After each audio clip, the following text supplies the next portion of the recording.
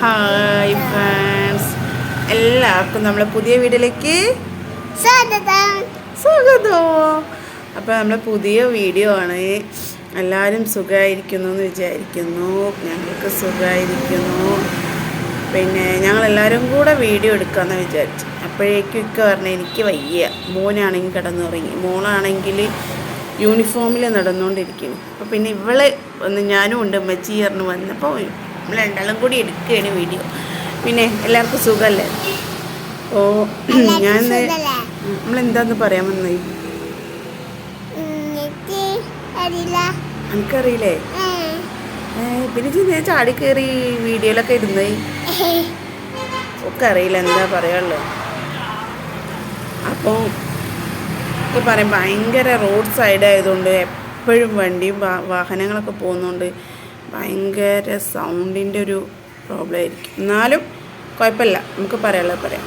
അപ്പോൾ എനിക്കെന്ന് പറയാനുള്ളത് വെച്ച് കഴിഞ്ഞാൽ എന്താണെന്ന് വെച്ച് കഴിഞ്ഞാൽ നമ്മൾ ലൈവിലും യൂട്യൂബിൽ, അതായത് യൂട്യൂബിലാണെങ്കിലും അല്ലെങ്കിലും നമ്മളെല്ലാവരും ഫോൺ ഉപയോഗിക്കുന്ന വ്യക്തികളാണല്ലേ.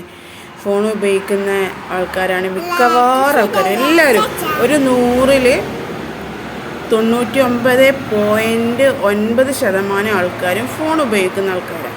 വളരെ റയറായിട്ട് 1-2 പേര് ആൾക്കാർ മാത്രമേ ഫോൺ ഉപയോഗിക്കാത്തുള്ളൂ. അതായത് അതും പ്രായമുള്ള ആൾക്കാർ അല്ലെങ്കിൽ കുഞ്ഞുങ്ങൾ അങ്ങനെയുള്ള ആൾക്കാർ മാത്രം. ബാക്കി എല്ലാവരും ഫോൺ ഉപയോഗിക്കുന്ന ആൾക്കാരാണ്. അപ്പോൾ ഫോണ് നല്ലതിനും നന്നാണ്, ചീത്തതിനും നന്നാണ്. മെയിൻ എന്താ വെച്ച് കഴിഞ്ഞാൽ ചിലവർക്കൊരു പരിപാടിയുണ്ട്. ചില ആണുങ്ങൾക്ക്, അത് ബോയ്സ് പറഞ്ഞു കഴിഞ്ഞാൽ ചെറിയ ചെക്കന്മാർക്കാണെങ്കിലും വലിയവർക്കാണെങ്കിലും വിഭാഗത്തിൽപ്പെട്ടവർ ഫോൺ ഉപയോഗിക്കുന്ന എല്ലാവർക്കും ചിലപ്പം ബോറടിച്ചിരിക്കുമ്പോഴൊക്കെ നമ്പർ ഗസ് ചെയ്തിട്ട് വിളിക്കുന്നൊരു പരിപാടിയുണ്ട്. അപ്പം അതെന്തിനാന്ന് വെച്ച് കഴിഞ്ഞാൽ നമ്മൾ ബോയ്സ് വിളിക്കുമ്പോൾ അപ്പുറത്തെ സൈഡിൽ ഗേൾസ് ആണെങ്കിൽ നമുക്ക് ശൃംഗരിക്കുക, കൊഞ്ച എന്നുള്ളൊരു പ്ലാനിലാണ് വിളിക്കുക. അപ്പം നമ്മൾ ലേഡീസ് എന്തായാലും ശ്രദ്ധിക്കേണ്ടത് എന്താണെന്ന് വെച്ച് കഴിഞ്ഞാൽ ചിലത്, അതായത് ഈ കല്യാണം കഴിക്കാത്ത ബോയ്സും ഗേൾസും ഒക്കെ ആണെങ്കിൽ ചിലപ്പോൾ ഈ ഫോണിൽ കൂടെയുള്ള ബന്ധങ്ങളൊക്കെ സക്സസ് ആവും. പക്ഷെ അത് എത്രത്തോളം സക്സസ് ആവും എന്നുള്ളത് നമുക്ക് പറയാം. കല്യാണം കഴിക്കുമായിരിക്കും, പക്ഷെ പിന്നീടുള്ള ജീവിതങ്ങളൊക്കെ എങ്ങനെയാണെന്നുള്ളത് നമുക്കൊരിക്കലും പറയാൻ പറ്റില്ല. പിന്നെന്ന് വെച്ച് കഴിഞ്ഞാൽ ഈ കല്യാണം കഴിഞ്ഞ ആൾക്കാരെ സംബന്ധിച്ചിടത്തോളം എനിക്ക് കല്യാണം കഴിഞ്ഞവരെ കുറിച്ചാണ് പറയാനുള്ളത്. അപ്പോൾ എല്ലാവരും പറയുന്നുണ്ട് ട്രെൻഡ്, അതായത് ഇപ്പോഴത്തെ ട്രെൻഡ് ബോയ്സിന്, അതായത് കല്യാണം കഴിയാത്ത ബോയ്സിന് കല്യാണം കഴിഞ്ഞ സ്ത്രീകളോടാണ് താല്പര്യം എന്ന്. അതെന്താണ് അങ്ങനെ വരാമെന്ന് ആരെങ്കിലും ചിന്തിച്ചിട്ടുണ്ടോ? ഇത്രയും ഒക്കെ കേട്ടിട്ട് നമ്മളാരെയും ചിന്തിച്ചിട്ടുണ്ടോ? അല്ലെങ്കിൽ ഈ ഒരു റിലേഷൻ തുടങ്ങിയിട്ട് ഉള്ള വ്യക്തികൾ ചിന്തിച്ചിട്ടുണ്ടോ? തുടങ്ങാൻ ഇങ്ങനെ ഉണ്ടാവുന്നത് എന്തുകൊണ്ടാണെന്ന് നമ്മൾ എപ്പോഴെങ്കിലും അയച്ചിട്ടുണ്ടോ? ഈ കല്യാണം കഴിഞ്ഞ ആൾക്കാർ എന്നാൽ എന്തായാലും ഇത് ചിന്തിക്കണം. എന്തുകൊണ്ടാണ് ഈ കല്യാണം കഴിയാത്ത ആണുങ്ങൾ നമ്മൾ കല്യാണം കഴിഞ്ഞ സ്ത്രീകളുമായിട്ടൊരു ബന്ധം വേണമെന്ന് ആഗ്രഹിക്കുന്നത് എന്തുകൊണ്ടാണെന്ന് തീർച്ചയായിട്ടും എല്ലാവരും ഒന്ന് നന്നായിട്ട് ചിന്തിക്കേണ്ട കാര്യമാണ്. കാരണം എന്തെന്ന് വെച്ച് കഴിഞ്ഞാൽ പ്രത്യേകിച്ച് കല്യാണം കഴിഞ്ഞ സ്ത്രീകൾ നമ്മൾ ഫസ്റ്റ് കല്യാണം തൊട്ട് ഞാൻ പറയുകയാണെങ്കിൽ കല്യാണം കഴിക്കുന്നതിന് മുന്നേ നമുക്കൊരുപാട് സ്വപ്നങ്ങളും കാര്യങ്ങളും ഒക്കെ ഉണ്ടാവും. നമ്മൾ കല്യാണം കഴിക്കാൻ പോണ വ്യക്തിനെ കുറിച്ച് നമ്മൾ വിചാരിക്കും, നമ്മളെ സ്നേഹിക്കണം, നമ്മൾ സ്നേഹം കൊണ്ട് നമ്മളെ മൂടണം, നമ്മളെ എല്ലാ സ്ഥലത്തും കൊണ്ടുപോകണം, നമ്മളെ ആഗ്രഹങ്ങളൊക്കെ നടത്തി തരണം, നമ്മളെ പൊന്നു പോലെ നോക്കണം എന്നൊക്കെ വിചാരിച്ചിട്ടായിരിക്കും നമ്മൾ ഓരോ ഒരു വൈവാഹിക ജീവിതത്തിലേക്ക് വരുന്നത്. അപ്പോൾ കല്യാണം കഴിഞ്ഞു കഴിഞ്ഞാൽ നമ്മൾ ഏറെക്കുറെ ആൾക്കാരും പ്രതീക്ഷിച്ചതും ആഗ്രഹിച്ചതും ഒന്നുമായിരിക്കില്ല നമ്മളെ ജീവിതം. അപ്പോൾ നമ്മൾ എന്താവും, പൊതുവേ നമുക്ക് ഈ പാർട്ട്ണറോടൊരു മടുപ്പും ദേഷ്യമൊക്കെ വരും. ഈ ഒന്നാമത് എന്താണെന്ന് വെച്ച് കഴിഞ്ഞാൽ ഈ കല്യാണം കഴിക്കുന്ന രണ്ട് വ്യക്തികളും രണ്ട് സാഹചര്യത്തിൽ നിന്ന് രണ്ട് കുടുംബങ്ങളിൽ നിന്ന് രണ്ട് സാഹചര്യത്തിൽ നിന്ന് വരുന്ന വ്യക്തികളാണ്. അപ്പം ഈ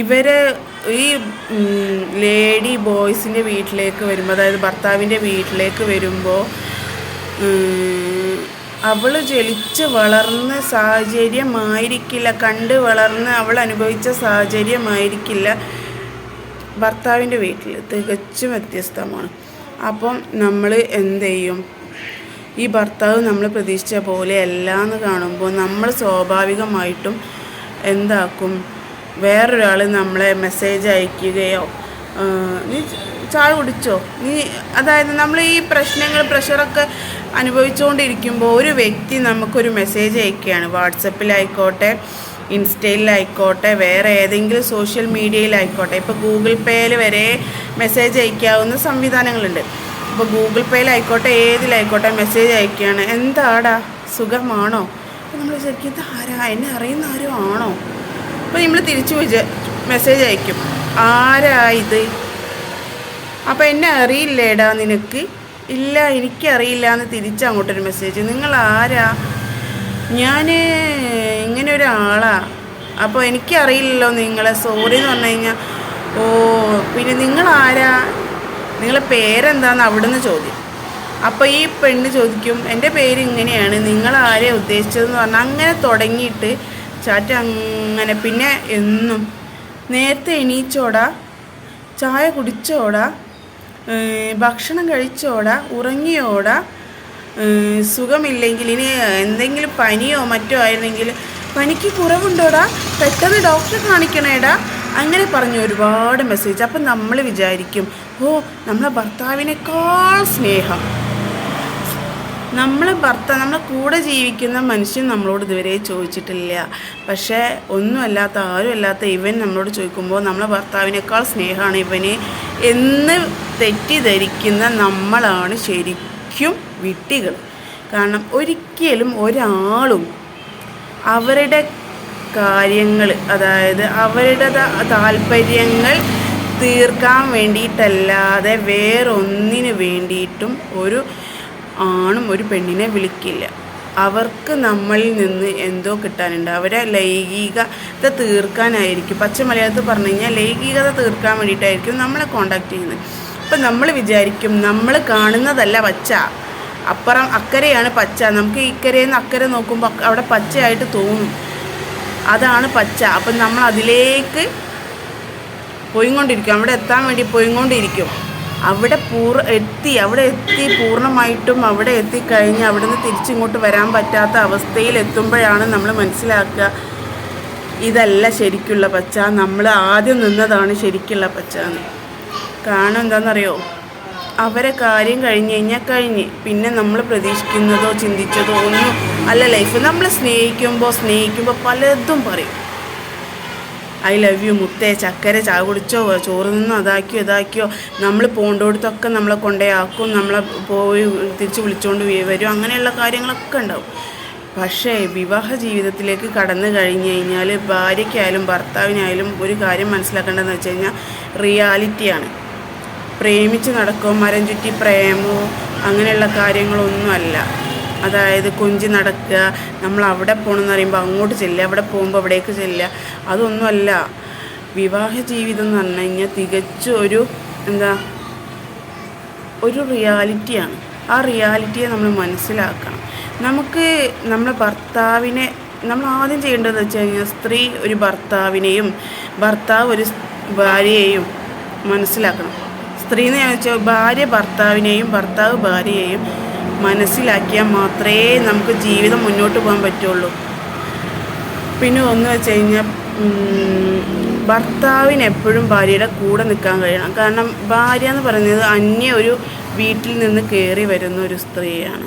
ഒരിക്കലും ഈ ഭർത്താവിൻ്റെ വീട്ടുകാരായിട്ട് പൊരുത്തപ്പെട്ട് പോകാൻ കഴിയാത്ത സാഹചര്യം ഉണ്ടെങ്കിൽ തീർച്ചയായിട്ടും ഭർത്താവ് ഭാര്യയെ മനസ്സിലാക്കണം.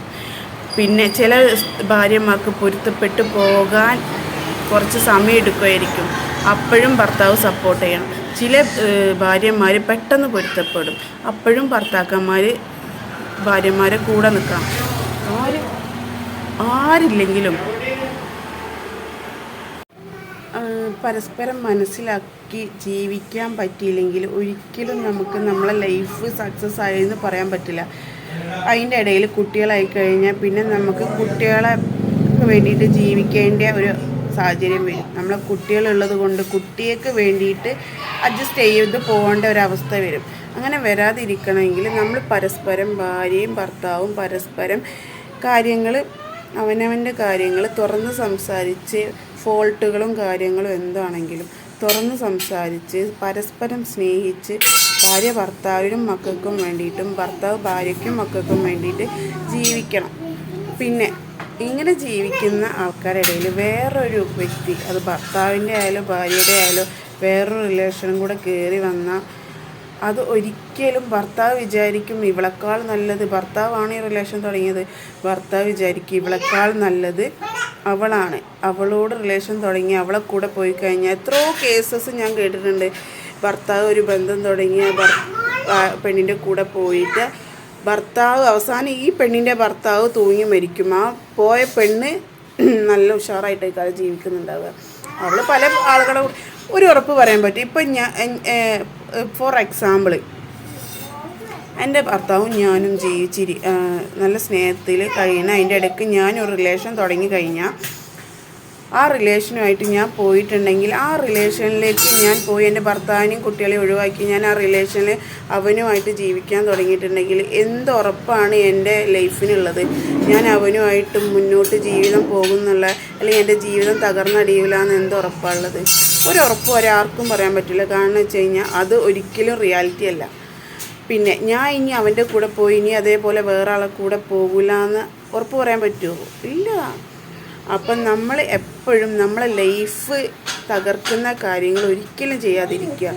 ഒരുപാട് പേര് എന്ന് വെച്ചാൽ ഒരുപാട് പേര് നമ്മളെ പിന്നാലെ നടക്കും, നമ്മളെ എന്താക്കാൻ, നമ്മളെ വലയിലാക്കാൻ എന്ന് തന്നെ പറയാം. വല വീശി പിടിക്കാൻ ഒരുപാട് പേരുണ്ടാവും. ആ വലയിലൊന്നും വീഴാതെ നമ്മളെ സ്റ്റാൻഡിൽ നിന്നാൽ മാത്രമേ നമുക്ക് നല്ലൊരു ലൈഫ് ഉണ്ടാവുള്ളൂ. അല്ലാതെ നമ്മളാരെങ്കിലും കാണുമ്പോഴേക്കും അവരെ പിന്നാലെ പോയി കഴിഞ്ഞാൽ നമുക്ക് നമ്മളെ ലൈഫ് തന്നെ തകരും. നമുക്ക് കൂട്ടിനൊരാളും ഇല്ലാതായി തോന്നും.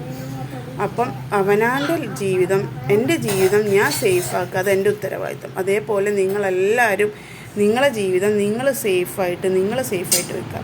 ആണുങ്ങൾ അവരെ കാര്യത്തിന് വേണ്ടിയിട്ടായിരിക്കും. ഭർത്താവല്ലാത്ത ഒരാളെയും വിശ്വസിക്കരുത്. ഭർത്താവും ആങ്ങളമാരും അല്ലാത്ത, അച്ഛനും ആങ്ങളമാരും അല്ലാത്ത ഒരാളെയും വിശ്വസിക്കരുത്. വിശ്വസിക്കുക എന്ന് പറഞ്ഞു കഴിഞ്ഞാൽ ഒരാളെ കൂടെ പോകരുത്, വേറൊരു റിലേഷൻ തുടങ്ങരുത്. തുടങ്ങിക്കഴിഞ്ഞാൽ നിങ്ങൾ തന്നെ ചിന്തിക്കണം, നിങ്ങളെ ജീവിതം കൊയ്ഞ്ഞാട്ടയായി പോവും. എൻ്റെ ഭാഷ പറയണമെങ്കിൽ കൊയ്ഞ്ഞാട്ടയായി പോവും. അതുകൊണ്ട് അങ്ങനെയുള്ള കാര്യങ്ങളൊക്കെ ശ്രദ്ധിക്കുക. പ്രത്യേകിച്ച് വിവാഹിതയായ സ്ത്രീകൾ ശ്രദ്ധിക്കുക, അല്ലാത്ത സ്ത്രീകളും ശ്രദ്ധിക്കണം. അതായത് കല്യാണം കഴിക്കാത്ത കുട്ടികളും ശ്രദ്ധിക്കണം, വിവാഹിതയായ സ്ത്രീകളും പ്രത്യേകിച്ച് ശ്രദ്ധിക്കണം. അപ്പോൾ എനിക്ക് ഇത്രയേ പറയാനുള്ളൂ. എല്ലാവർക്കും നല്ലൊരു ദിവസം നേർന്നുകൊണ്ട് ബൈ ബൈ, ഗുഡ് നൈറ്റ്.